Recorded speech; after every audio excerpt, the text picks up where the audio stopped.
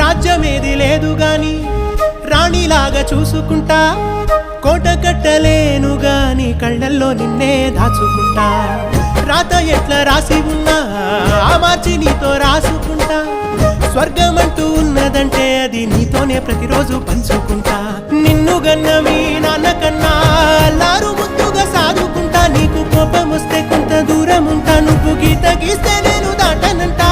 కంట నీరు కంటి రెప్ప దాటకుండా కాటుకై కావాలుంటా.